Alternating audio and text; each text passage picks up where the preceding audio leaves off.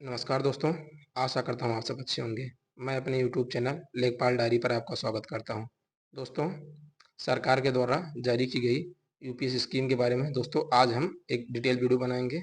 आपको समझाएंगे कि यूपीएस स्कीम क्या है, इसके क्या फ़ायदे हैं। दोस्तों, एक चीज़ आप ये पहले समझ लीजिएगा कि मैं इसकी तुलना कतई भी ओपीएस से नहीं करूँगा, क्योंकि ये स्कीम ओपीएस से बिल्कुल भी अलग है।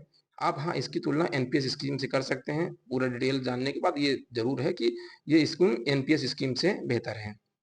दोस्तों, यूपीएस स्कीम, इसका मतलब क्या होता है सर? इसका मतलब होता है यूनिफाइड पेंशन स्कीम।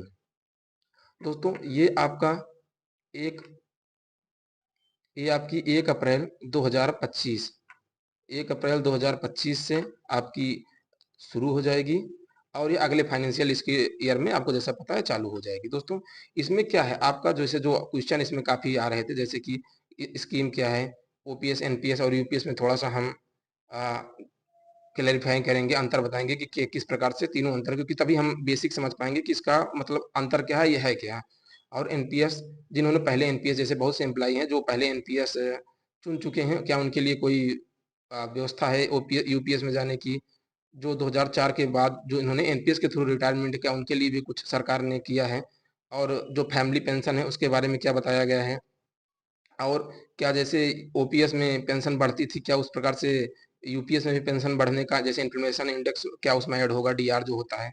तो दोस्तों, उसके बारे में डिटेल से बताएंगे। दोस्तों, इसमें क्या है, जो आपकी यूपीएस स्कीम है, इसमें क्या है कि आपको मैक्सिमम 50% बेसिक पे का पेंशन के रूप में प्राप्त होगा। जिस दिन आप रिटायर होंगे उसके लिए 50%, और मिनिमम आपकी जो सर्विस है 50% प्राप्त करने की, वो 25 साल है।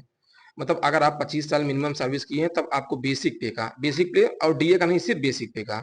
ये दोस्तों है कि मतलब अगर आपका बेसिक पे उस समय मानिए 50,000 रहा हो, तो आपका उसका 50%, मतलब 25,000 पेंशन, आपको पेंशन प्राप्त होगी बेसिक पे का। मानिए उस समय आपकी सैलरी तो 80-80,000 आ रही हो, और बेसिक पे आपको मानिए 50,000 ही बन रहा है, तो उस हिसाब से आपका ये आपकी 25,000 रुपये पेंशन बनेगी। दोस्तों, अब और इसमें आगे क्या है कि इसमें जैसे कि मानिए इसमें कहा गया कि आपकी सर्विस पीरियड 10 साल से 25 साल होनी चाहिए।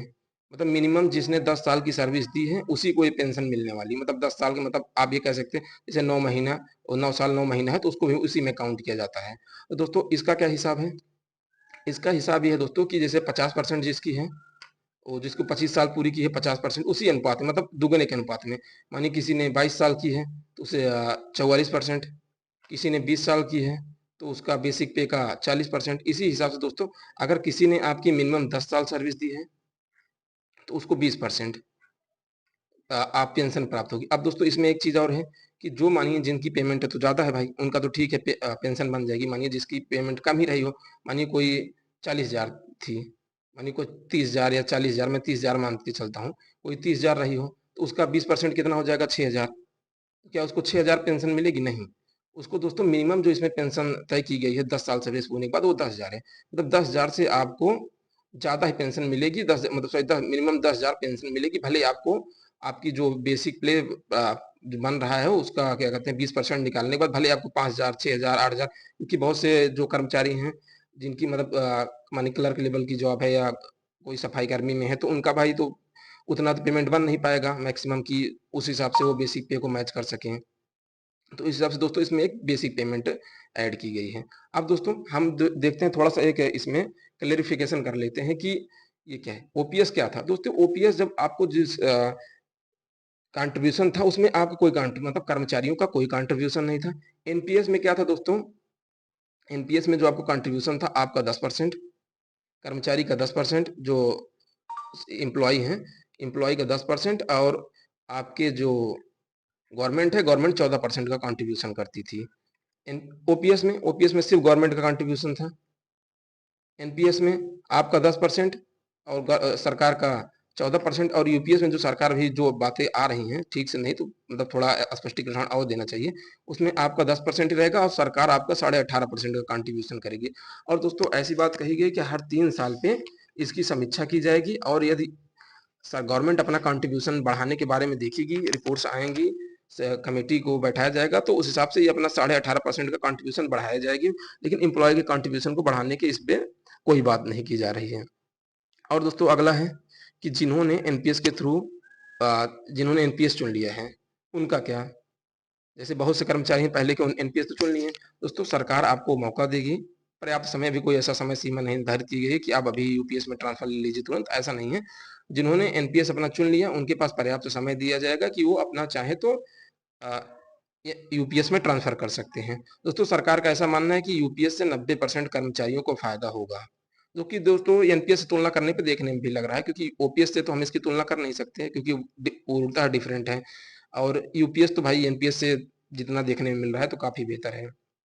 अब अगली बात है दोस्तों कि जो 2004 के थ्रू 2004 के बाद एनपीएस के थ्रू रिटायरमेंट लिए उनका क्या? बहुत लोग कहेंगे अभी तो किसी ने नहीं रिटायरमेंट मानी, किसी की एज थोड़ा ज्यादा थी तो 2005 में उन्होंने ज्वाइन किया और लगभग मान लीजिए वो 15-15 साल की सर्विस देने के बाद 15-20 साल की सर्विस 15-17 साल की सर्विस देने के बाद मानिए 2022 में रिटायर हो गए एनपीएस के थ्रू। तो दोस्तों जी उनके लिए भी सरकार ने व्यवस्था की है, वो अपना एनपीएस के थ्रू यूपीएस वो भी ज्वाइन कर सकते हैं। दोस्तों उसमें क्या होगा, जो उनका एरियर है, जो रिटायर के थ्रू उनका एरियर मिलता है उनका सरकार भुगतान करेगी, और जो उनका पीपीएफ है उनके भी ब्याज को दिलाया जाएगा, उनको भी ब्याज के लिए सरकार फंड की जुगाड़ करेगी और उस पर उनका जो यूपीएस के थ्रू उनको ज्वाइन कराया जाएगा। और दोस्तों अगला जो क्वेश्चन है फैमिली पेंशन, जी दोस्तों इसमें फैमिली पेंशन यूपीएस की ओपीएस की तरह थोड़ा फैमिली पेंशन है, पर थोड़ा इंफ्रास्ट्रक्चर जो है पेंशन का वो चेंज है। दोस्तों जो आपकी पेंशन मिल रही होगी, जो कर्मचारी हैं उनको जो पेंशन मिल रही होगी उनके रिटर्न मानिए उनको 30,000 पेंशन मिल रही है, तो जब वो उनका देहांत होगा या किसी वजह से वो नहीं पेंशन ले सकते तो उसका 60% उनके जो आश्रित होंगे मतलब पत्नी को उनको 60% मिलेगा, मतलब 3 18 18,000 रुपए उनको मिलेगा। जो उनके आश्रित होंगे उनको ये 18,000 मिल जाएगा। दोस्तों अब अगला क्वेश्चन क्या है, क्या यूपीएस के थ्रू मिलने वाली पेंशन में इन्फ्लेशन इंडेक्स होगा कि नहीं?